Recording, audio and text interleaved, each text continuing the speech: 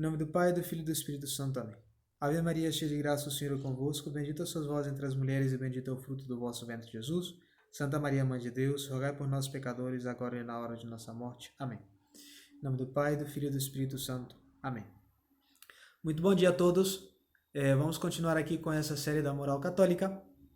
Hoje vamos falar de um assunto que está intimamente ligado com o assunto do outro vídeo, que era a aplicação dos frutos da missa na nossa alma. Que, bom, como puderam ver no título desse vídeo, vamos falar da contrição. Qual é a conexão entre o assunto do outro vídeo e esse?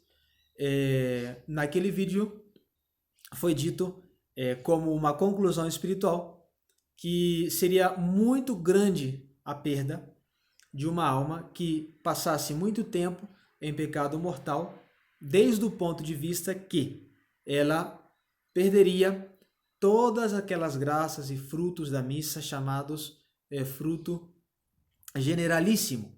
Eu vou colocar no link na descrição, o link na descrição desse vídeo, o vídeo passado. Vocês podem clicar ali e ver bem o que é o fruto generalíssimo da missa. Imediatamente o vídeo anterior a esse desse canal. Igualmente eu vou colocar o link para facilitar um pouco.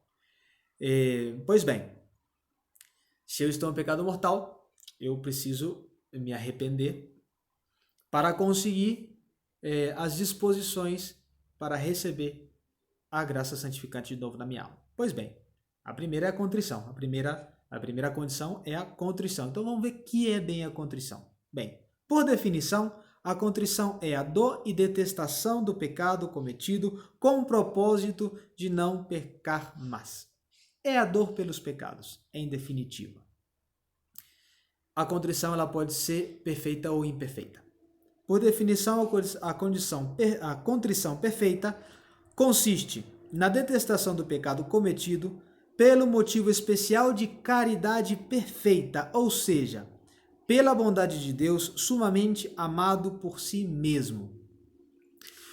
O selo que demonstra que a nossa contrição é perfeita é que a nossa intenção, que o que nos move ao arrependimento do nosso pecado é ter ofendido a Deus, ter ofendido a bondade divina. Esse é o selo da verdadeira contrição. A contrição imperfeita, que também se chama atrição, se define assim: é a detestação do pecado nascida de outro motivo. Por exemplo, a consideração da maldade do pecado mesmo, ou o temor ao inferno, ou também o amor à bem-aventurança. Esses três exemplos são coisas excelentes, verdade? São considerações excelentes. A maldade do pecado, o terrível que seria passar no inferno, também o terrível que seria perder o céu, mas são todas coisas que devem ser secundárias no nosso movimento de contrição. A contrição deve se direcionar de maneira imediata a ter ofendido a bondade divina. De maneira imediata. Eu me arrependo por isso. E além do mais, por ter perdido o céu, por ter merecido o inferno e todas as outras coisas que aumentam, digamos, a nossa dor, né? Uma coisa que é muito importante ter em conta, saber, é que a retificação dessa intenção não supõe uma questão sentimental. Eu não preciso chorar, eu não preciso ter grandes moções sentimentais. Pode existir ou não, mas a questão da contrição e de que esta seja direcionada e movida pela ofensa feita a Deus é uma questão intelectual. Eu simplesmente, retificando a minha intenção e colocando o meu arrependimento como o foco dele, ter ofendido a bondade divina, isso já basta para que a minha contrição seja perfeita. Se essas disposições estão acompanhadas de dor sensível, já sejam lágrimas, já seja outro tipo de demonstração de dor sensível pelo pecado cometido, isso pode aumentar o nosso estado de graça, pode aumentar o nosso grau de amor a Deus, mas não interfere em nada na existência da verdadeira e perfeita contrição. É uma questão muito importante essa, porque às vezes as pessoas, movidas por um sentimentalismo, pensam que elas somente serão perdoadas se começam a chorar. E muitas vezes não é assim. Nós sabemos dos vários temperamentos que existem, os 4 temperamentos que existem, existem combinações de temperamentos que é muito difícil que uma pessoa chore. Mas ela tem aquele conhecimento intelectual de que cometeu uma falta contra Deus e está arrependida e com dor dos seus pecados, mas sem demonstrar exteriormente essa dor dos pecados. Fleumático, por exemplo, é muito difícil que ele demonstre isso. Mas isso aí entra em outro assunto, o assunto dos temperamentos, que aqui não é a nossa intenção.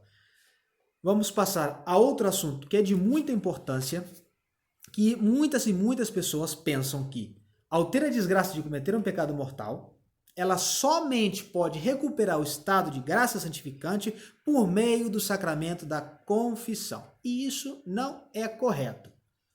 Vamos ver a necessidade da contrição. É um princípio que o padre moralista aqui, o padre Ferreres, ele diz assim: a contrição, já seja perfeita, junta com o desejo e o propósito da confissão, já seja contrição imperfeita, com a confissão mesma, é por completo necessária ao pecador com necessidade de meio para conseguir a justificação e salvação. O ponto interessante aqui nessa definição desse princípio é a primeira frase, onde, repito, diz assim: a contrição já seja perfeita junta com o desejo e propósito de confissão.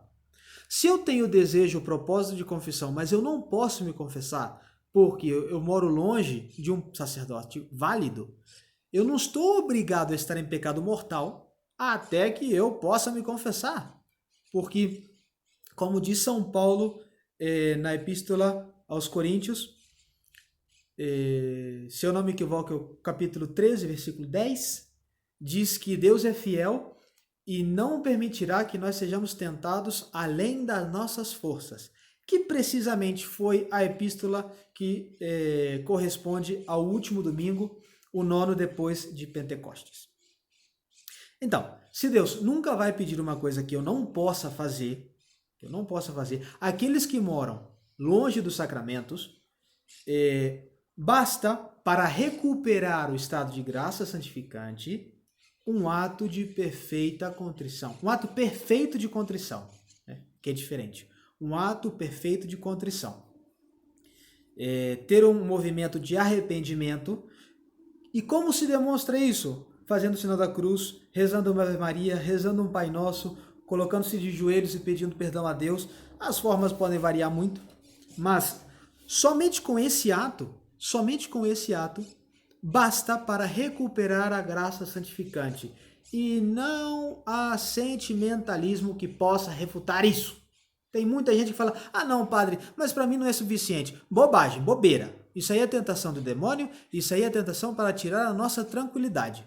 Quando Deus queira que nunca, mas se temos a desgraça de cometer um pecado mortal e não temos a possibilidade de confessar, né, de receber o sacramento da confissão, o demônio pode nos tentar de duas maneiras: ou que não nos arrependamos do nosso pecado, ou que sejamos atacados por uma avalanche de escrúpulos, pensando: ah, não é suficiente para mim, eu preciso me confessar. Nananina não, porque se isso fosse verdade, Deus estaria pedindo uma coisa que nós não podemos dar. Isso se chama blasfêmia. Então o demônio vai enrolando nossas pernas com o seu rabo até fazer a gente cair de novo. Portanto, não, negativamente. Se temos a desgraça de um pecado mortal e não podemos confessar, basta com a contrição perfeita. Bem? Ok? A contrição ela tem algumas condições, tá? Vamos ver aqui, pelo menos resumidamente, porque é um assunto bem extenso, né? A questão da contrição, mas fazer um vídeo muito longo, quem sabe seja contraprodutivo. As condições são 4. Interna e verdadeira. A contrição, imagine, se fosse uma contrição somente externa e sem ser uma contrição interna e verdadeira, seria uma hipocrisia, né? Eu fazer atos assim de grandes penitências exteriores sem estar arrependido, se chama hipocrisia. Portanto, a contrição deve ser interna e verdadeira. Deve ser sobrenatural. O motivo pelo qual eu me arrependo deve ser um motivo sobrenatural, a ofensa a Deus, porque se eu me arrependo pelas dores que eu vou sentir no inferno, isso não é um motivo sobrenatural. É um motivo puramente natural e egoísta. Portanto, deve ser um motivo sobrenatural. A contrição deve ser suma. O que quer dizer isso? Que o pecador deteste o crime mais que nenhuma outra coisa e que esteja disposto a perder e padecer tudo antes de voltar a cometer um pecado. Antes a morte que cometer um pecado. É o grito dos santos, né? E também a contrição deve ser universal. O que quer dizer isso? Que ela se dirija a todos os pecados mortais. Porque se alguém se arrepende de ter cometido um roubo, mas não de ter cometido algum pecado contra o sexto mandamento, a contrição não serve. Ela deve ser universal, que abarque todas as faltas que eu tenho na minha alma, que tiraria o estado de graça santificante. Muitas das vezes se dá esse exemplo, um exemplo claro de falta de arrependimento, de falta de contrição. Uma pessoa que venha e se confesse: Padre, eu quero pedir perdão pelo pecado que eu cometi ontem e pelo pecado que eu vou cometer amanhã. Isso é uma demonstração clara de que não há arrependimento, porque não há propósito de não voltar a pecar. Bem, o último aspecto da contrição seria a eficácia da contrição, que, digamos, já ficou explícita a eficácia da confissão, falando de que a contrição já basta para recuperar o estado de graça santificante. Isso pode causar muita tranquilidade e causa de efeito a muitas pessoas que não tenham esse conceito bem fixos no seu dia a dia. Obviamente, tratem de fugir das ocasiões de pecado, as más companhias, as más conversas, televisão, celular, tentar limar e tirar, fazer o esforço possível, forte, com decisão, de tirar todas as ocasiões de falta grave e leve das nossas vidas, porque nós devemos procurar sempre a perfeição das nossas almas. Bom, com isso nós encerramos esse vídeo. Ave Maria Puríssima, sem pecado concebida. Em nome do Pai, do Filho e do Espírito Santo.